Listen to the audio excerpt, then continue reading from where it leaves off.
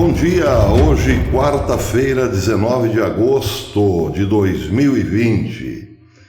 Considerado por muitos como o antipapa por excelência, outros até dizem que é o próprio anticristo, Bergoglio segue inovando a Igreja Católica Bergogliana, desde o Vaticano. A última do argentino Bergoglio foi... Só um minutinho, antes de dar a notícia, quero lembrá-los que o canal Professor Belay é parceiro do Brasil Paralelo. Dessa parceria, já temos aqui um documentário, um fantástico documentário para apresentar aos amigos. Os Donos da Verdade.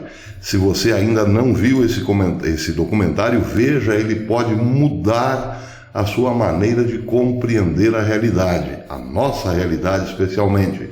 Os Donos da Verdade está aqui neste canal desde segunda-feira, o dia da sua estreia.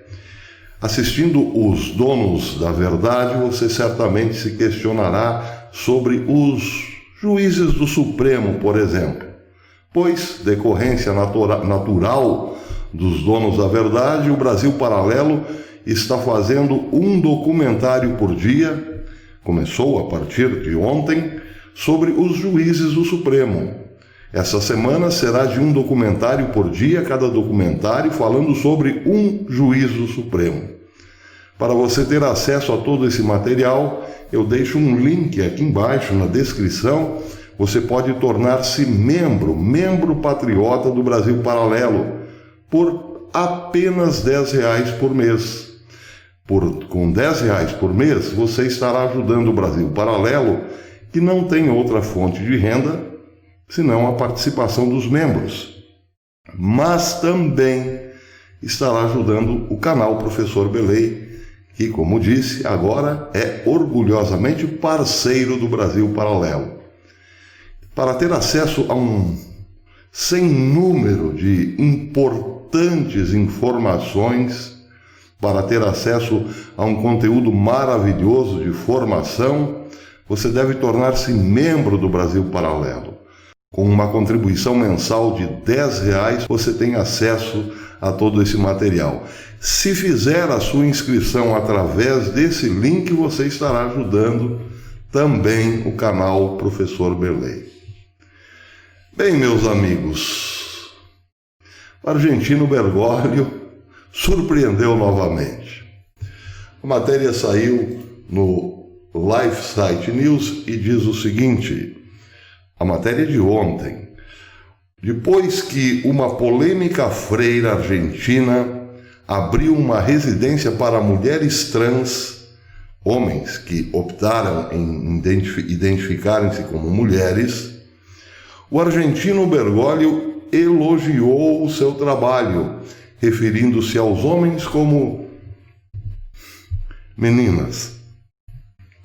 Irmã Mônica Astorga Cremona, essa que vocês estão vendo, de 53 anos, conhecida na Argentina como a freira das trans, cortou a fita do novo complexo de 12 pequenos apartamentos dedicados exclusivamente a abrigar homens que afirmam ser mulheres. 12 apartamentos para abrigar homens que afirmam ser mulheres. Ao ouvir a notícia, o argentino Bergoglio respondeu em uma comunicação oficial na segunda-feira, dizendo, abre aspas, querida Mônica, Deus, que não foi ao seminário nem estudou teologia, te recompensará abundantemente. Eu oro por você e suas meninas. Fecha aspas. Assinado, argentino Bergoglio. O LifeSite News diz, o sumo pontífice referiu-se na segunda-feira aos homens que tem, na maioria, entre 40 e 70 anos, referiu-se a eles como, sim, meninas, Não se esqueça de orar por mim, disse Bergoglio. Que Jesus a abençoe e que a Virgem Santa cuide de você. Interessante que ele não diz a Virgem Maria, diz a Virgem Santa. Acrescentou Bergoglio no documento. Vejam, agora isso mostra que há claramente sim um cisma na Igreja Católica. No ano passado, diz o LifeSite, o cardeal Raimund Burke e o bispo Atanásio Schneider, junto com outros prelados, publicaram uma declaração das verdades da fé, onde chamaram a rebelião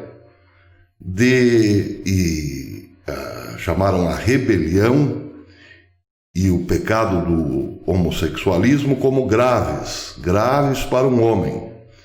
Muito grave, dizia o documento, é tentar se tornar uma mulher sendo homem. O documento dizia: os sexos masculino e feminino, homem e mulher, são realidades biológicas, criadas pela sábia vontade de Deus.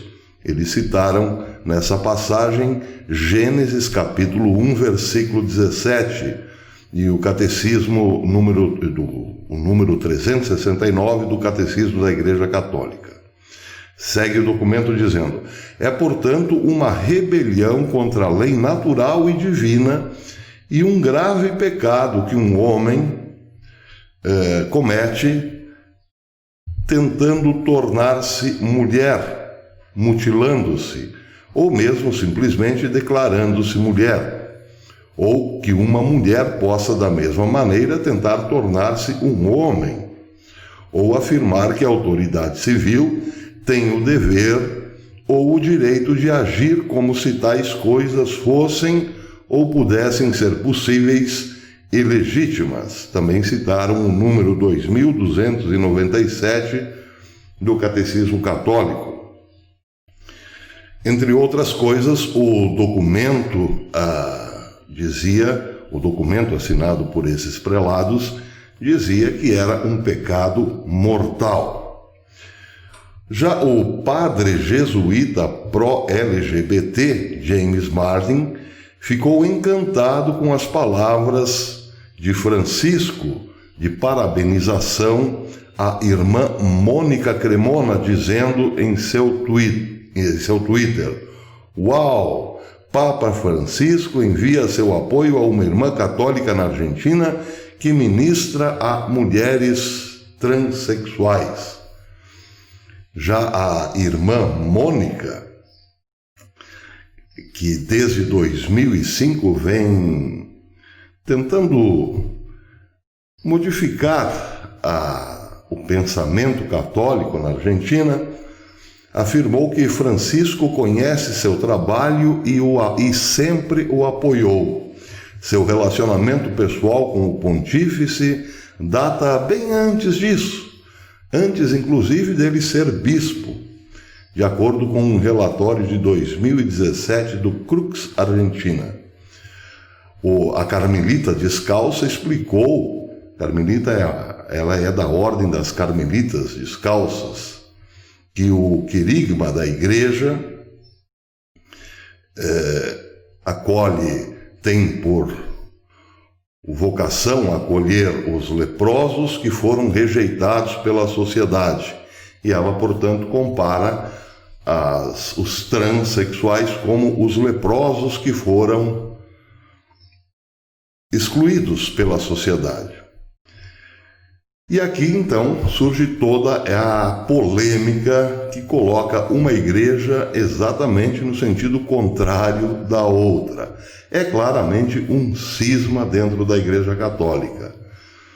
Uns apegando-se à tradição da igreja, ao magistério da igreja, mas especialmente à palavra de nosso Senhor Jesus Cristo, não aceita o modernismo imposto por Bergoglio e seus admiradores a partir do Vaticano. E está aí, portanto, mais Mais um capítulo da história de uma grande divisão.